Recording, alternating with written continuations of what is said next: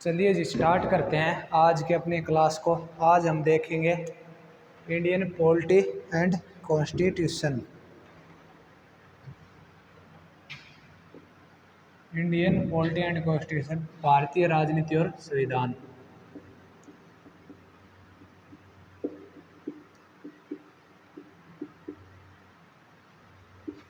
भारतीय राजनीति और संविधान।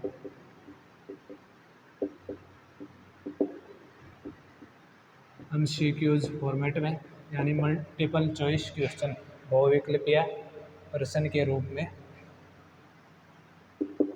तो शुरू करते हैं क्वेश्चन नंबर 1 से। निम्नलिखित में से कौन लोकसभा के पहले अध्यक्ष थे?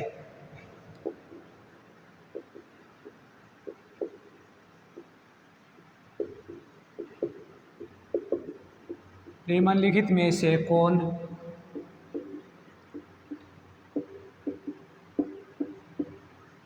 लोकसभा के पहले अध्यक्ष थे?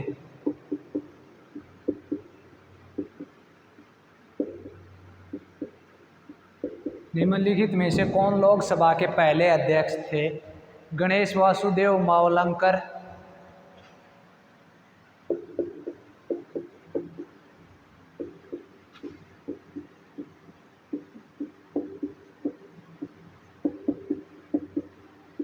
गणेश वासुदेव मावलंकर, M.A. अयंगर, M.A. अयंगर,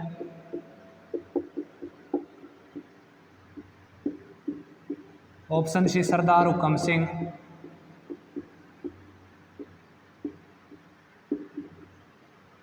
सरदार हुकम सिंह, और ऑप्शन डी आपका N. Sanjiva Reddy, option D N. Sanjiva Reddy,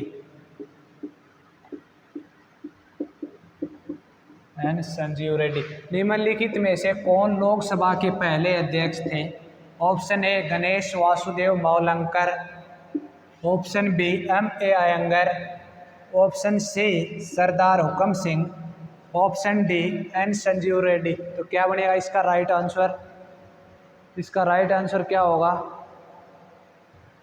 option number A Ganesh Vasudev Mavalankar. इसका राइट आंसर हो जाएगा ऑप्शन ए गणेश वासुदेव मावलंकर। देखो, लोकसभा और राज्यसभा है, उसमें 6 महीने के अंदर कोई बिल पारित होना चाहिए। 6 महीने के अंदर नहीं होता तो कोई बिल मान लो डेड लॉक हो जाता है, 6 महीने के अंदर पारित नहीं होता है डेड लॉक, तो उसमें क्या करता है राष्ट्रपति जो होता है वो दोनों सदनों को समन करता है, मतलब दोनों सदनों को बुलाता है, लोकसभा को और राज्यसभा को एक साथ बुलाता है। तो बुलाने के बाद जो उनकी अध्यक्षता करता है वो कौन करता है? लोकसभा का स्पीकर, यानी चेयरमैन ऑफ लोकसभा।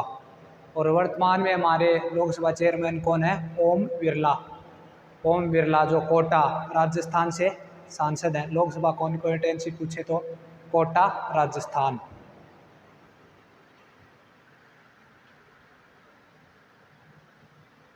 और एक बात और याद रखो, एक जो ये बिल है, मान लो कोई भी बिल है, कोई भी बिल है, उसको हम बिल कब बोलेंगे? जब बिल कब बोलेंगे? जब स्पीकर के साइन हो, यानी स्पीकर के साइन हो। जब तक स्पीकर के साइन नहीं होंगे, तो जब तक स्पीकर के साइन नहीं होते हैं किसी भी बिल पर, तो उसे बिल को मंजूर नहीं माना जाता, बिल को मंजूर नहीं माना जाता। उसके बाद है जी नेक्स्ट क्वेश्चन, संवैधानिक संशोधन द्वारा किस विषय को? उसके बाद है क्वेश्चन नंबर 2, संवैधानिक संशोधन द्वारा किस विषय को?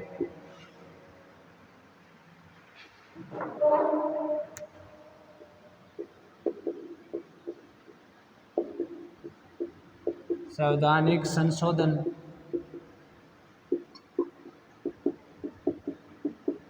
द्वारा किस विषय को? संवैधानिक संशोधन द्वारा किस विषय को राज्य सूची से समवर्ती सूची में दिया गया है? राज्य सूची से समवर्ती सूची में दिया गया है।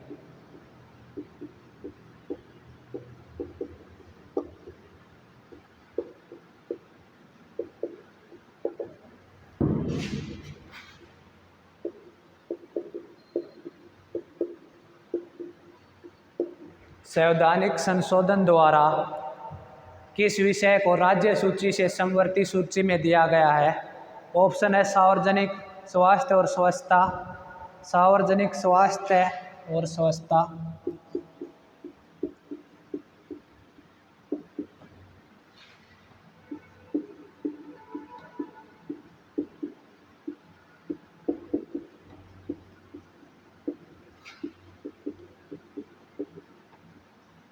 सार्वजनिक स्वास्थ्य और स्वच्छता। ऑप्शन बी शिक्षा, कृषि, सड़क परिवहन।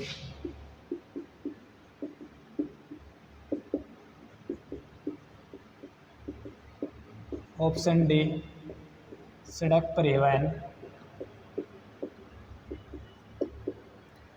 संवैधानिक संशोधन द्वारा किस विषय को राज्य सूची से समवर्ती सूची में दिया गया है? ऑप्शन नंबर 1 सार्वजनिक स्वच्छता और स्वास्थ्य, ऑप्शन बी शिक्षा, ऑप्शन सी कृषि, ऑप्शन डी सड़क परिवहन। क्या बनेगा इसका आंसर?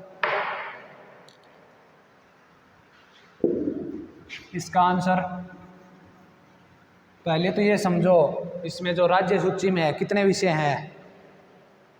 राज्य सूची में 61, वर्तमान में राज्य सूची में कितने विषय हैं? यानी स्टेट लिस्ट में 61, और पहले कितने हुआ करते थे? 66 में से 5 क्या कर दिए? माइनस। और यानी समवर्ती सूची, समवर्ती सूची में पहले कितने विषय थे?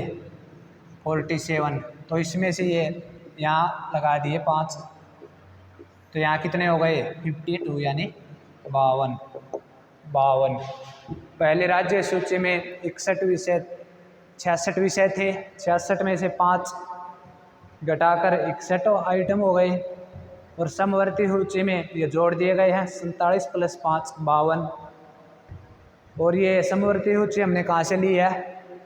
समवर्ती सूची यानी कॉन्करेंट लिस्ट, ये ली है हमने ऑस्ट्रेलिया से, ऑस्ट्रेलिया से लिया है समवर्ती सूची कॉन्करेंट लिस्ट।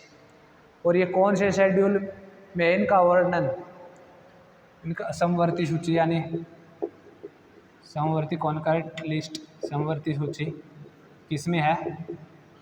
7th शेड्यूल में, 7वें अनुसूची, 7वें अनुसूची में, 7वें अनुसूची में इनका वर्णन है। और ये एक अमेंडमेंट हुई थी 42nd अमेंडमेंट एक्ट 1976, उसमें से जो ये 5 सब्जेक्ट हैं समवर्ती सूची से राज्य सूची में ऐड कर दिए गए, वो 5 सब्जेक्ट कौन कौन से हैं? मैं उस शॉर्ट में लिख देता हूँ। Forest, education, administration of justice, administration of justice, forest, education, administration of justice, weight and measure, forest, education, weight and measure, administration of justice, wild life and animal, forest, education, administration of justice, weight and measure, wild life and animal. तो कौन सा हो देख लो, इसमें कौन सा option? ये रहा एजुकेशन। तो क्या बन जाएगा इसका राइट आंसर? एजुकेशन यानी शिक्षा। और ये जो है हमारा 21A में फंडामेंटल राइट है एजुकेशन। 21A में क्या हमारा फंडामेंटल राइट यानी मौलिक अधिकार। इसमें 6 से 14 साल तक के बच्चों को पढ़ाने की ड्यूटी है। और यानी जो है आर्टिकल 45 में ये शिक्षा directive principle of state policy के अंदर है जिसमें बताया गया है कि 0 से 6 साल तक के बच्चों को स्टेट एजुकेशन, स्टेट पढ़ाएगी, राज्य पढ़ाएगा। और क्या है, फंडामेंटल ड्यूटीज, यानी फंडामेंटल ड्यूटीज मौलिक कर्तव्य में क्या है, मौलिक कर्तव्य में है कि पेरेंट्स की ड्यूटी है, चिल्ड्रन यानी माता पिता की ड्यूटी है बच्चों को पढ़ाएगा 6 साल से लेकर 14 साल के बच्चों के बीच। ये है 11th में। और ये जो ये सारी इसके लिए एक अमेंडमेंट हुई है। जो प्रोसीजर है 21 है फंडामेंटल राइट, 45 में director principle of state policy जो आयरलैंड से बोरो किए हैं हमने। और फंडामेंटल ड्यूटीज, पेरेंट्स की ड्यूटी है, चिल्ड्रन को पढ़ाएंगे 6 साल से 14 साल तक के बच्चों को। तो इसके लिए एक संविधान अमेंडमेंट हुई थी, संविधान संशोधन हुआ था। कौन सा हुआ था? 86 अमेंडमेंट एक्ट 2002, यानी 86वां संविधान संशोधन 2002। तो इसका ऑप्शन नंबर बी इसका राइट आंसर हो जाएगा। उसके बाद आते हैं जी हम नेक्स्ट क्वेश्चन पे।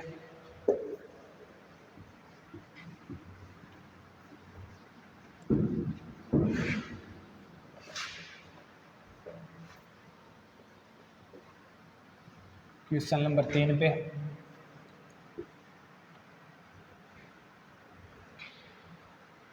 नगर पालिकाओं को संवैधानिक दर्जा प्रदान करने वाला संशोधन कब पारित हुआ?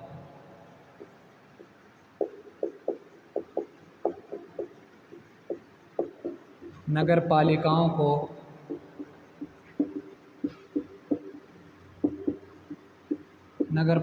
को संवैधानिक दर्जा प्रदान करने वाला संशोधन कब पारित हुआ? नगर पालिकाओं को संवैधानिक दर्जा प्रदान करने वाला संशोधन कब पारित हुआ?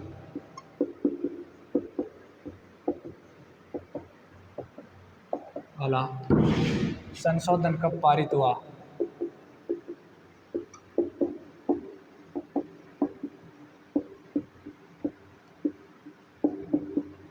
ऑप्शन है आपके 91, 92, 93, 94।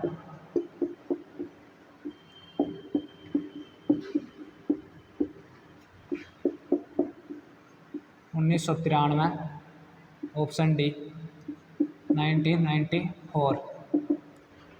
नगर पालिकाओं को संवैधानिक दर्जा प्राप्त करने वाला संशोधन कब पारित हुआ? Option A 1991, option B 1992, option C 1993, option 4 1994। तब तक आपका इसका करिए आंसर। इंक डाल लेता हूँ मैं थोड़ा।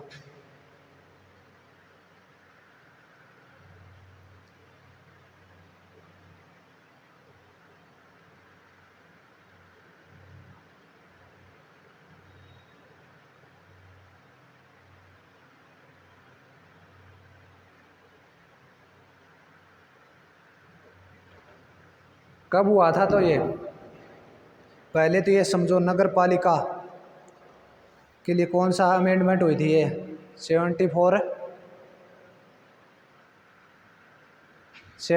Amendment act 1992।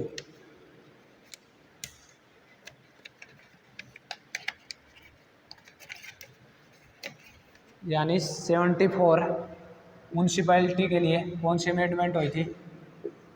74 अमेंडमेंट एक्ट 1992, जो यानी इम्प्लीमेंट हुई थी, लागू कब हुई थी? 1993 में। और जो ये म्यूनसिपैलिटी है, कितने सब्जेक्ट पर कानून बना सकती है 18 सब्जेक्ट पर, 18 सब्जेक्ट पर कानून बना सकती है। और कौन से उसमें है ये शेड्यूल में, 12th शेड्यूल में, यानी 12वीं अनुसूची में है, 12वीं अनुसूची में है म्यूनसिपैलिटी, 12वीं अनुसूची। और भाग 9A में, भाग 9A में, पार्ट 9A में। और ये इनका जो है पी से लेकर जेड तक आर्टिकल 243 पी से जेड तक। तो राइट आंसर क्या बन जाएगा? 92 में हुआ और जो लागू हुआ 1993। तो ऑप्शन नंबर सी आपका राइट आंसर। तो नगर पालिकाओं को संवैधानिक दर्जा प्राप्त करने वाला संशोधन कब पारित हुआ? 1993। और फर्स्ट जो म्यूनसिपैलिटी थी वो कौन थी? चेन्नई मद्रास। पहली नगर पालिका कौन सी थी? चेन्नई मद्रास।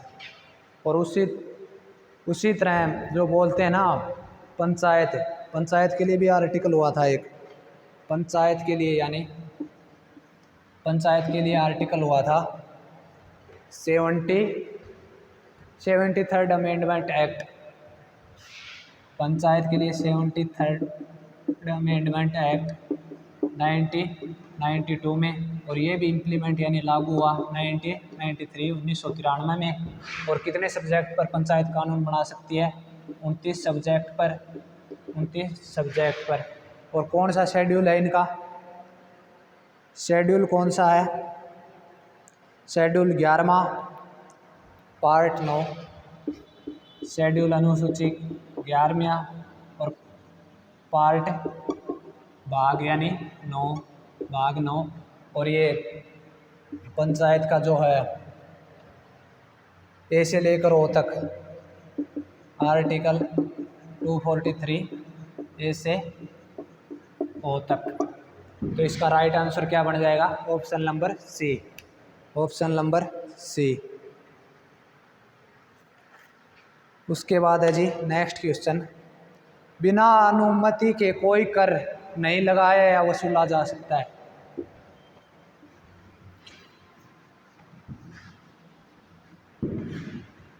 बिना अनुमति के कोई कर नहीं लगाया या वसूला जा सकता है।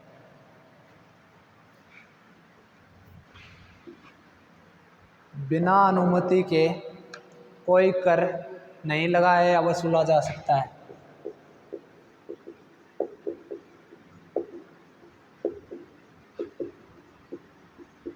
बिना अनुमति के कोई कर नहीं लगाया या वसूला जा सकता है।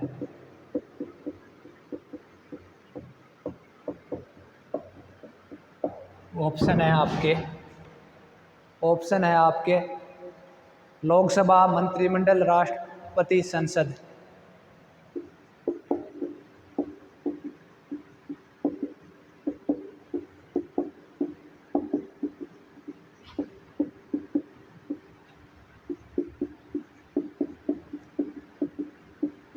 राष्ट्रपति। और ऑप्शन डी संसद यानी पार्लियामेंट। बिना अनुमति के कोई कर नहीं लगाया या वसूला जा सकता है। Option A Lok Sabha, option B मंत्रिमंडल, ऑप्शन सी राष्ट्रपति और ऑप्शन डी संसद। बिना अनुमति के कोई कर नहीं लगाया या वसूला जा सकता है। तो क्या बनेगा जी इसका राइट आंसर? संसद यानी पार्लियामेंट, ऑप्शन डी। और ये बिना अनुमति के कोई कर, ये स्टेटमेंट कहाँ लिखी हुई है? आर्टिकल अनुच्छेद 265 में, अनुच्छेद 265 में। और लोकसभा का आर्टिकल कितना होता है? 81। लोकसभा का आर्टिकल 81। और ये क्या होते हैं? रियल एग्जीक्यूटिव होते हैं, यानी कानून बनाने वाले।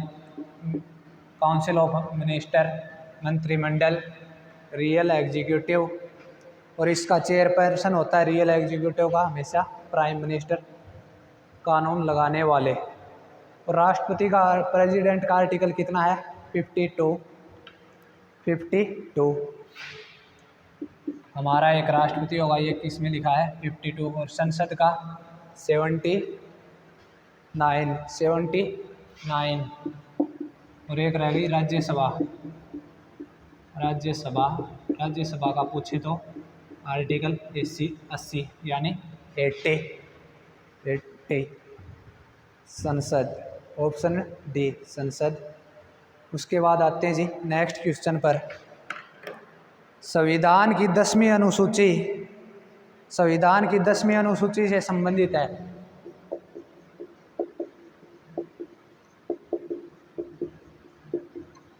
संविधान की 10वीं अनुसूची से संबंधित है।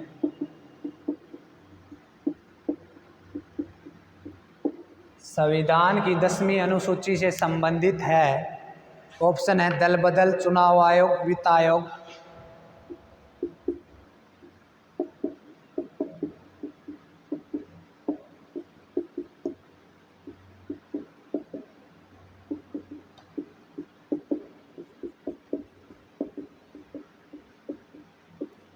चुनाव आयोग, दल बदल, वित्त आयोग। ऑप्शन डी अन्य पिछड़ा वर्ग। ऑप्शन डी अन्य पिछड़ा वर्ग। अन्य पिछड़ा वर्ग संविधान की 10वीं अनुसूची से संबंधित है। ऑप्शन है जी आपके दल बदल यानी anti defection law, election commission, financial minister और अन्य पिछड़ा वर्ग। क्या बनेगा जी आपका right answer? Option number A यानी दल बदल, anti defection law. Right answer हो जाएगा आपका ऑप्शन नंबर ए। और ये 10वीं अनुसूची कब हुआ था? ये हुई थी 52nd अमेंडमेंट एक्ट 1995। दल बदल 52वां संविधान संशोधन 1985 में दल बदल यानी इंग्लिश में बोलें तो एंटी डिफेक्शन लॉ। और इसको स्ट्रॉन्ग बनाने के लिए एक अमेंडमेंट और हुई थी। इसको दल बदल को यानी स्ट्रॉन्ग बनाने के लिए एक अमेंडमेंट और हुई थी 52वें संविधान संशोधन 1985 के बाद। वो कब हुई थी?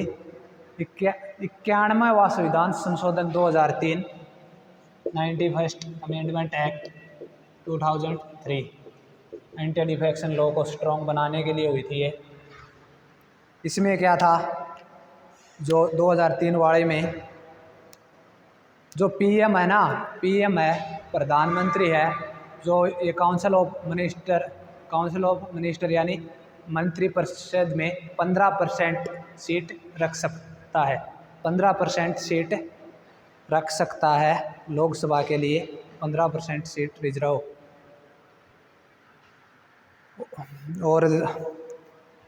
और इसके लिए चुनाव आयोग है, ये कि कौन से आर्टिकल में है? चुनाव आयोग 324 में। चुनाव आयोग है 324 में। चुनाव आयोग पूछे इलेक्शन कमीशन 324 में। और इलेक्शन कमीशन की तो क्या होती है? 6 वर्ष कार्यकाल, इसका 6 वर्ष कार्यकाल और 65 वर्ष रिटायरमेंट एज। और ऐसे स्टेट में पूछें यानी इलेक्शन कमीशन में स्टेट में पूछें तो रिटायरमेंट एज हो जाती है 62 साल। रिटायरमेंट एज होती है 62 साल। राज्य में पूछें रिटायरमेंट एज 62 साल और कार्यकाल 6 साल। चुनाव आयोग 324 में। और वित्त आयोग कौन से आर्टिकल में है? 280। वित्त आयोग का आर्टिकल है 280, अनुच्छेद 280। और इसमें वित्त आयोग में क्या होता है? वित्त आयोग में क्या होता है? सेंटर और स्टेट में जो टैक्स या ग्रांट का विभाजन होता है, सेंटर या स्टेट में कोई भी ग्रांट आया है, टैक्स लगाना है, घटाना है, बढ़ाना है, वो सब इसमें होता है। और इसको वित्त आयोग के लिए कितना होते हैं, 5 साल कार्यकाल और 65 वर्ष रिटायरमेंट एज। 5 ईयर कार्यकाल और 65 वर्ष रिटायरमेंट एज। और चुनाव इसको वित्त आयोग को कौन नियुक्त करता है, प्रेसिडेंट यानी राष्ट्रपति। उसके बाद आते हैं जी नेक्स्ट क्वेश्चन पर।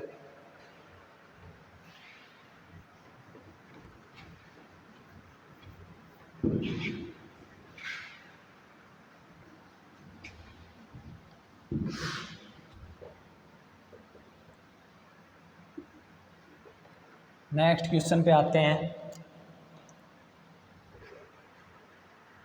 जनहित याचिका PIL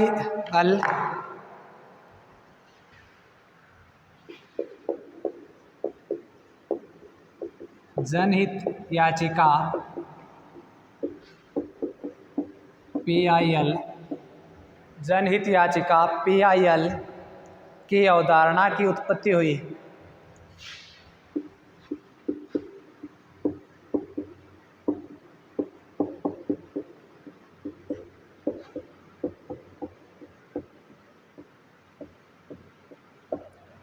जनहित याचिका PIL की अवधारणा की उत्पत्ति हुई UK, Australia, America, Canada,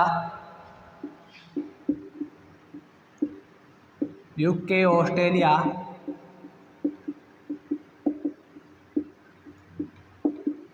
option C Canada और अमेरिका, कनाडा और अमेरिका। PIL यानी पब्लिक इंटरेस्ट लिटिगेशन, जनहित याचिका PIL की अवधारणा की उत्पत्ति हुई यूके, ऑस्ट्रेलिया, अमेरिका और कनाडा। क्या बनेगा जी इसका राइट आंसर, यानी कहाँ से हुई है ये, अमेरिका से, अमेरिका से, अमेरिका से। अमेरिका से हमने क्या क्या लिया है, फंडामेंटल राइट यानी मौलिक अधिकार, जुडिशल रिव्यू, मौलिक अधिकार, जुडिशल रिव्यू, फंडामेंटल राइट, मौलिक अधिकार, judicial review, independence of judiciary, election of president, election of president यानी राष्ट्रपति का चुनाव, राष्ट्रपति का चुनाव। और क्या लिया अमेरिका से, रिटन कॉन्स्टिट्यूशन व प्रियम्बल, रिटन कॉन्स्टिट्यूशन यानी लिखित संविधान और प्रियम्बल यानी प्रस्तावना, प्रस्तावना अमेरिका से।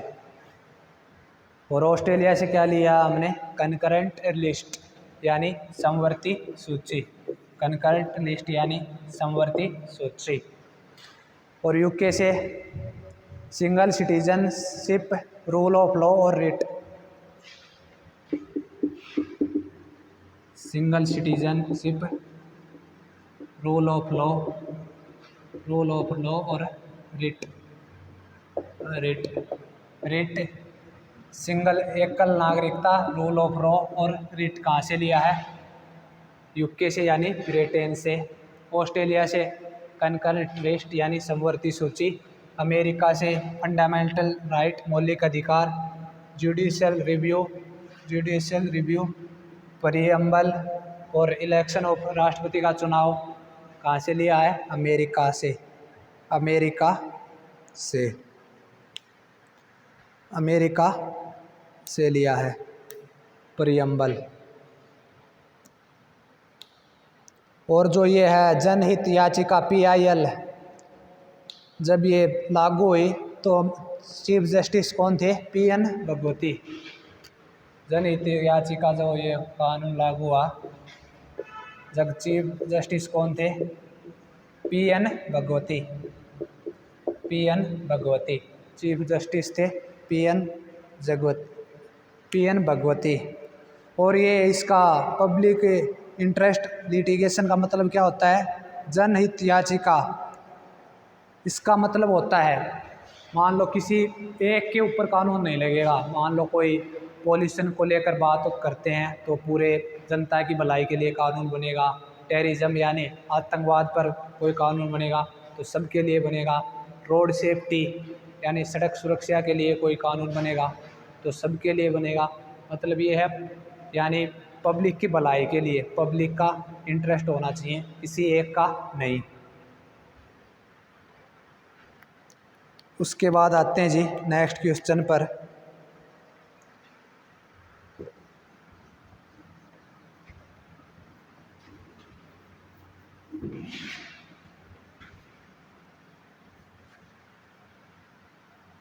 उसके बाद है हमारा नेक्स्ट क्वेश्चन, चुनाव आयोग चुनाव के संचालन के लिए जिम्मेवार है।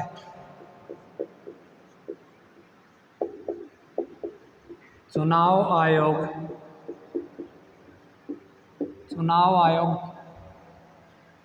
चुनाव आयोग चुनाव के संचालन के लिए जिम्मेवार है।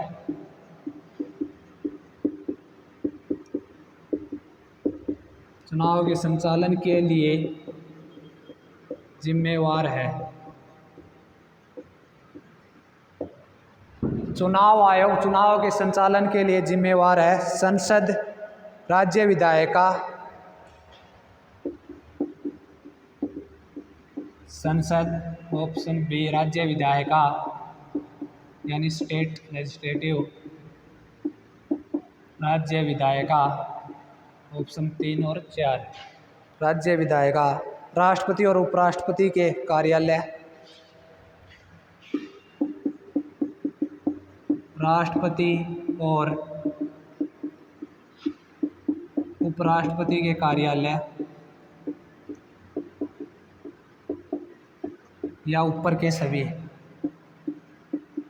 ऊपर के सभी। पहले तो ये समझो जो चुनाव आयोग है, आर्टिकल तो बता ही दिया 324 आपको पीछे। चुनाव आयोग, खाली आप चुनाव आयोग देखते हो तो इस इंडिया के लिए बात हो रही है भारत। अगर स्टेट होता, स्टेट के लिए मेंशन करा होता, राज्य चुनाव आयोग दिया होता यानी स्टेट इलेक्शन कमीशन, तो खाली ये भारत में चुनाव आयोग पर बात हो रही है। तो इसका क्या बनेगा आंसर, चुनाव आयोग चुनाव के संचालन के लिए जिम्मेवार है। ऑप्शन नंबर 1 संसद, ऑप्शन बी राज्य विधायिका, ऑप्शन सी राष्ट्रपति और उपराष्ट्रपति के कार्यालय या ऑप्शन डी ऊपर के सभी।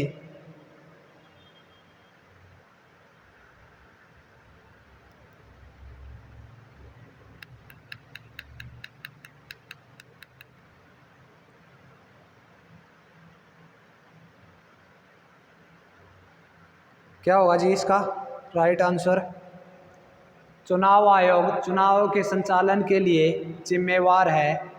Option A parliament, option B राज्य विधायिका, ऑप्शन सी प्रेसिडेंट और वाइस प्रेसिडेंट, ऑप्शन डी ऊपर के सभी।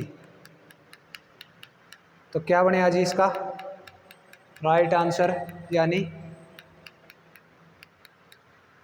देखते हैं 1 मिनट भाई।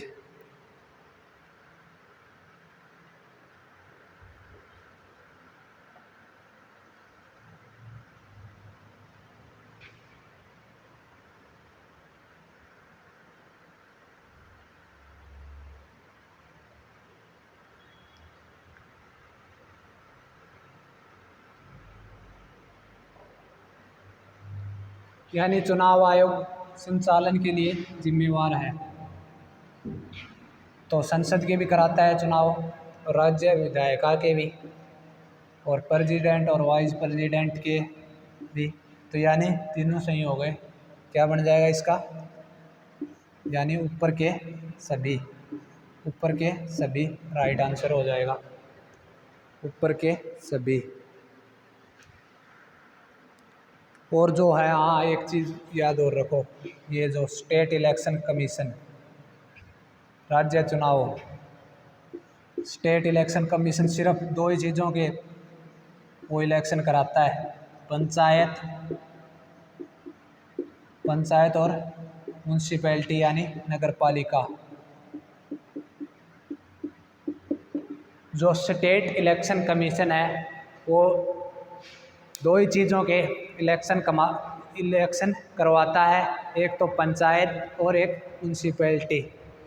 पंचायत और नगर निगम व पंचायत के, और जो हम यानी 18 या 18+ के होते ही हम वोट डालने का हमें अधिकार मिलता है। वो आर्टिकल कौन से में है? 326 में, जिसे हम बोलते हैं, वो बोलते हैं universal adult franchise, universal adult franchise, universal adult franchise और universal adult suffrage, universal adult franchise और यूनिवर्सल अडल्ट सफ्रेज। 18 या 18+ के होते ही हम वोट देते हैं। और ये पहले वोट की कितनी थी एज? 326 तो आर्टिकल हो गया। पहले जो एज थी वो 21 थी, 21, और इसको घटा के कितना 18 कर दिया गया। ये कब किया गया था? 61 यानी 61वां संविधान संशोधन 1988, 61 अमेंडमेंट एक्ट 1988, और जो इम्प्लीमेंट हुआ था, लागू हुआ था 1989 में, 1989 में, 1989 में। उसके बाद आते हैं जी नेक्स्ट क्वेश्चन पर, ओवल ऑफिस क्या है?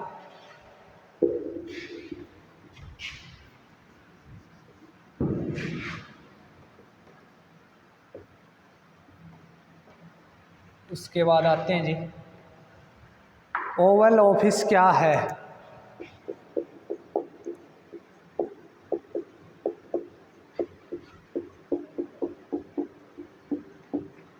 ओवल ऑफिस, ओवल ऑफिस क्या है? वह स्थान जहाँ इंग्लैंड का क्रिकेट कंट्रोल बोर्ड हेडक्वार्टर है। इंग्लैंड का क्रिकेट कंट्रोल बोर्ड हेडक्वार्टर,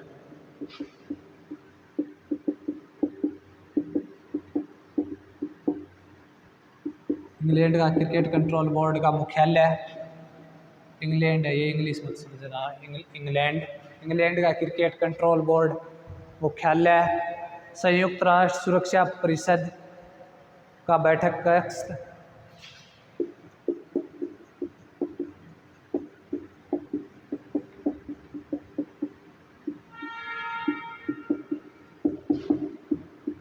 संयुक्त राष्ट्र सुरक्षा परिषद का बैठक कक्ष,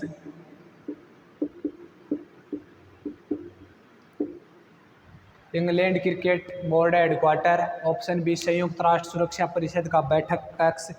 ऑप्शन सी अमेरिका राष्ट्रपति का निजी कार्यालय।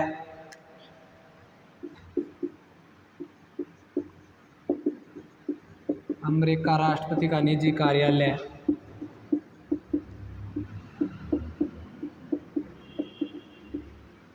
अमेरिका राष्ट्रपति का निजी कार्यालय। ओवल ऑफिस क्या है? इंग्लैंड क्रिकेट कंट्रोल बोर्ड का हेडक्वार्टर। नहीं, ये तो नहीं है। संयुक्त राष्ट्र सुरक्षा, ऑप्शन डी कोई नहीं इनमें से। ऑप्शन बी संयुक्त राष्ट्र सुरक्षा परिषद का बैठक कक्ष, ये भी नहीं है। ऑप्शन सी अमेरिका राष्ट्रपति का निजी कार्यालय, ये राइट आंसर हो जाएगा। अमेरिका राष्ट्रपति का निजी कार्यालय, ऑप्शन सी। इसे और क्या बोलते हैं? West wing of White House, west wing of White House, west wing of White House. जो हमारा राष्ट्रपति भवन है वो कहाँ है? रायसीना की पहाड़ियों पर, रायसीना हिल पर, रायसीना हिल पर। उसके बाद है जी नेक्स्ट,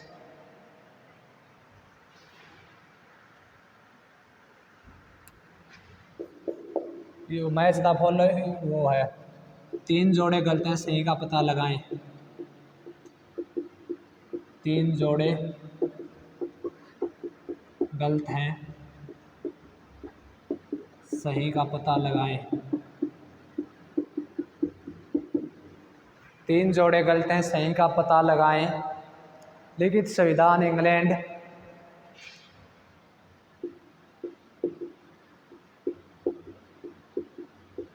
लिखित संविधान, लिखित संविधान इंग्लैंड, लिखित संविधान इंग्लैंड। एकात्मक राज्य यूएसए,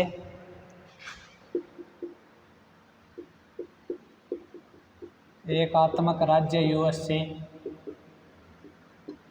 यानी यूनाइटेड अरब यूएसए। संयुक्त राज्य, एकात्मक राज्य अमेरिका, अमेरिका। ऑप्शन सी है संयुक्त राष्ट्र महासभा वीटो शक्ति।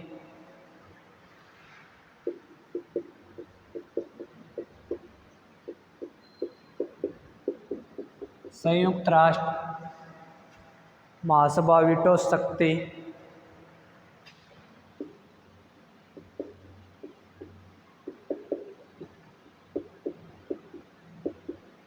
और ऑप्शन डी है सार्क यानी कोई द्विपक्षीय, कोई द्विपक्षीय मुद्दा नहीं, मुद्दा नहीं। तो इनमें से 3 जोड़े गलत हैं, तो सही का पता लगाएं। क्या बनेगा जी?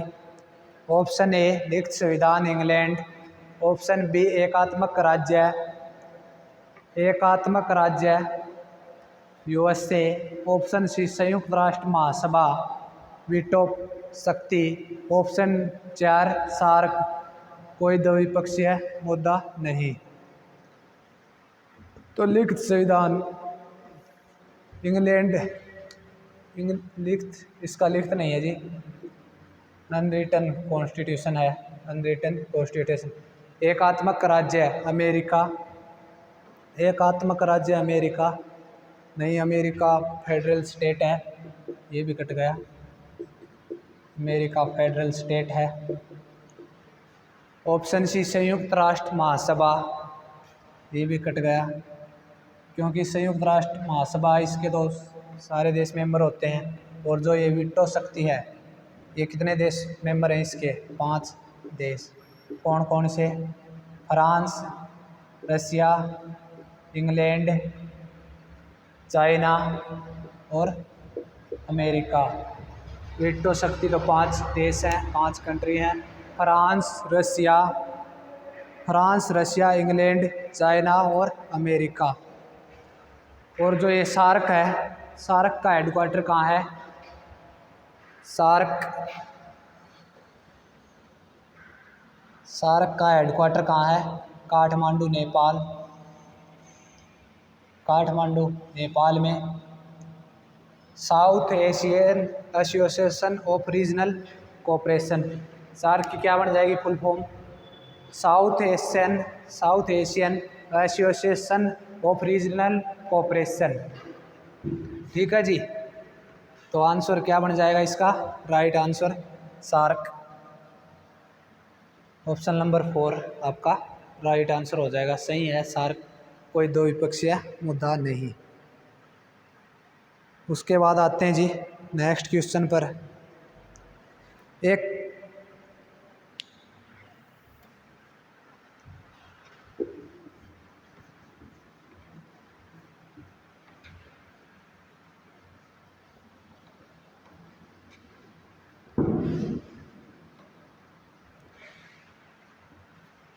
उसके बाद आते हैं एक केंद्र शासित प्रदेश के प्रशासन, एक केंद्र शासित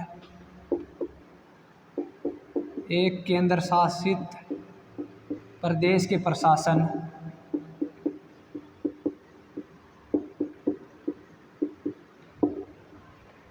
एक केंद्र शासित प्रदेश के प्रशासन के अनुदार कौन है?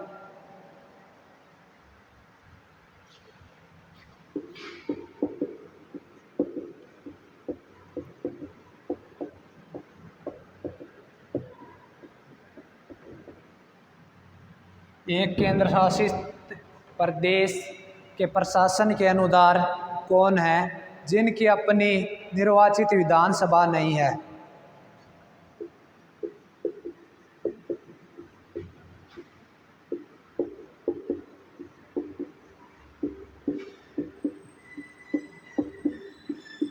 जिनकी अपनी निर्वाचित विधानसभा नहीं है।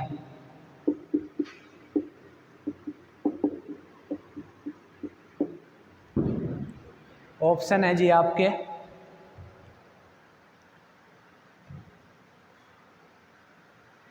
एक केंद्र शासित उपराज्यपाल, राज्यपाल, निकटतम राज्य।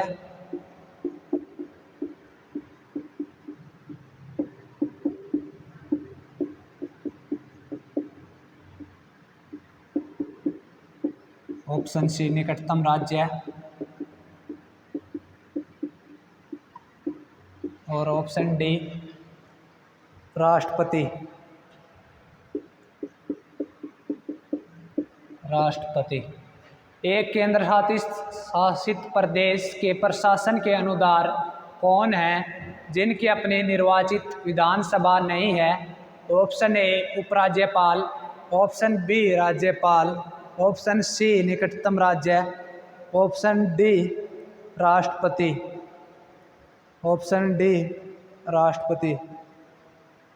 क्या बने वो दिल्ली और पुडुचेरी की तो है निर्वाचित विधानसभा, दिल्ली और पुडुचेरी की तो निर्वाचित विधानसभा है, और जम्मू कश्मीर व लद्दाख इनको भी स्टेटस मिल जाना चाहिए जल्दी, वो आगे देखेंगे जब होता है तब। तो पूछ रहा है इनको मतलब हैंडल कौन, क्वेश्चन का कहने का मतलब ये है ये जो ये केंद्र शासित प्रदेश हैं ये किसके कंट्रोल में आते हैं? सीधा किसके कंट्रोल में आते हैं? तो ये राइट आंसर हो जाएगा आपका प्रेसिडेंट, राष्ट्रपति। वो अलग बात है, राष्ट्रपति लेफ्टिनेंट गवर्नर यानी उपराज्यपाल या गवर्नर राज्यपाल को नियुक्त कर देता है, लेकिन डायरेक्ट कंट्रोल किसके आते हैं? ये अंडर में राष्ट्रपति। राष्ट्रपति राष्ट्रपति। उसके बाद आते हैं जी नेक्स्ट क्वेश्चन पर। उसके बाद आते हैं हम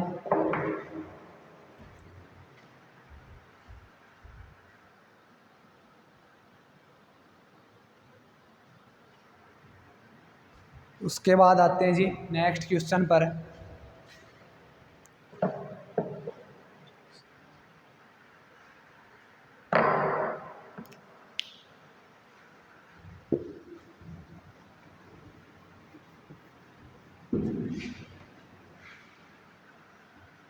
उसके बाद आते हैं जी नेक्स्ट क्वेश्चन पर।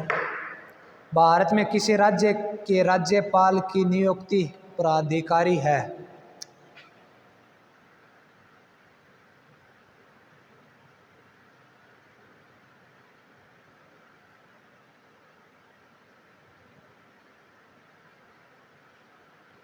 उसके बाद भारत में किसी राज्य के राज्यपाल का नियुक्ति प्राधिकारी है?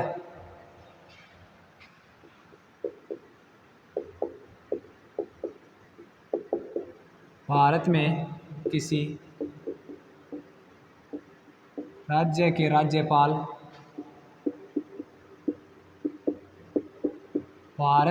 राज्य के राज्यपाल का नियुक्ति प्रभारी है।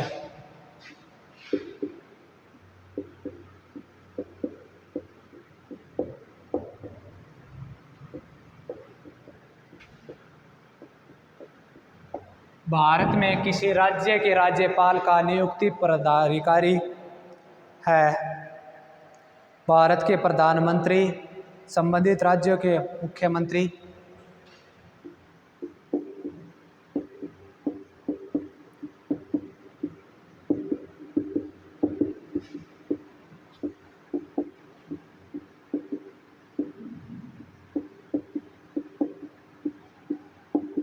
संबंधित राज्यों के मुख्यमंत्री। ऑप्शन सी राष्ट्रपति और ऑप्शन डी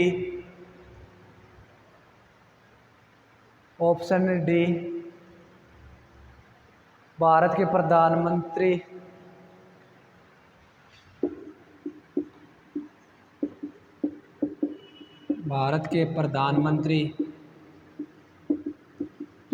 भारत के प्रधानमंत्री की अध्यक्षता में केंद्रीय मंत्रिमंडल।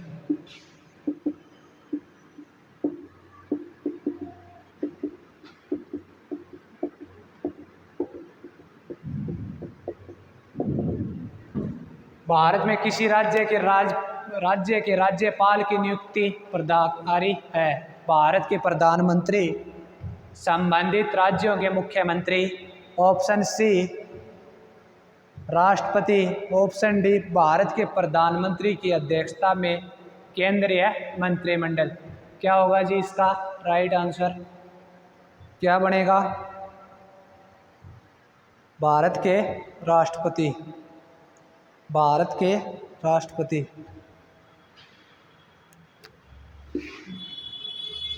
और इसके लिए जो है एक जो गवर्नर होता है राज्यपाल, उसका अनुच्छेद कितना है? 153, आर्टिकल 153। और इसके लिए एक अमेंडमेंट हुई है राज्यपाल के लिए, 7th अमेंडमेंट एक्ट 1956। गवर्नर के लिए एक अमेंडमेंट हुई है, 7th अमेंडमेंट एक्ट 1956, यानी 7वां संविधान संशोधन 1986।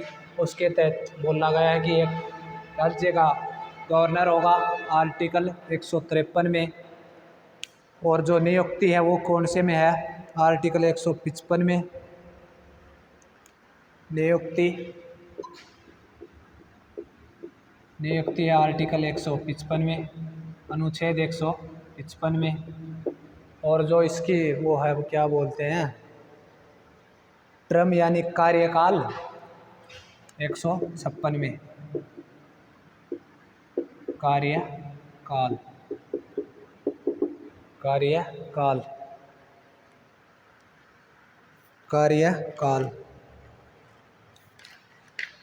उसके बाद आते हैं जी नेक्स्ट क्वेश्चन पर।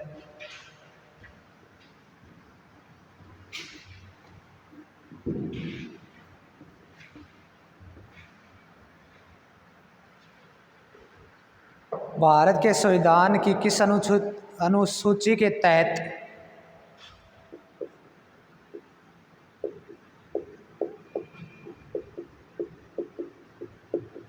भारत के संविधान की किस अनुसूची के तहत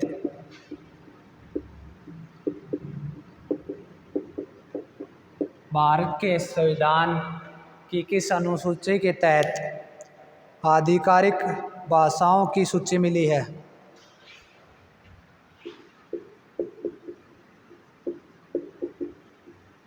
आधिकारिक भाषाओं की सूची मिली है।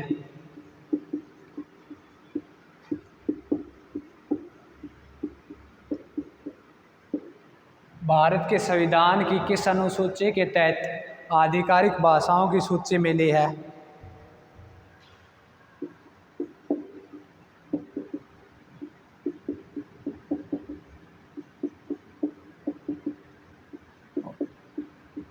नौ 7 6 8 आधिकारिक भाषाओं की सूची किस में मिली है जी? क्या बनेगा इसका right answer? Option number D. Easy question था ये तो वैसे भी। और पहले कॉन्स्टिट्यूशन बना दी तो कितनी भाषाएं थी?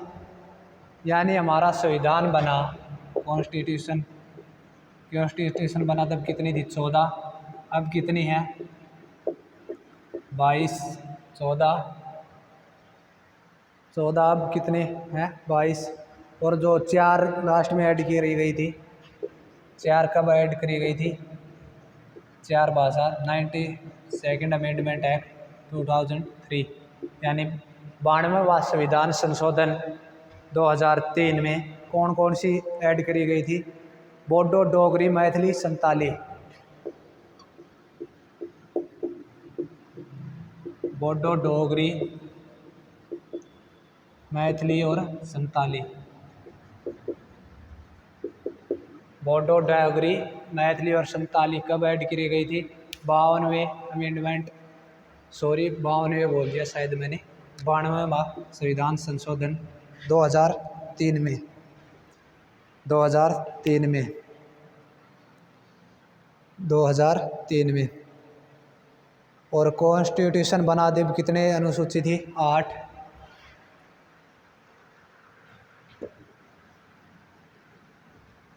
यानी हमारा संविधान बना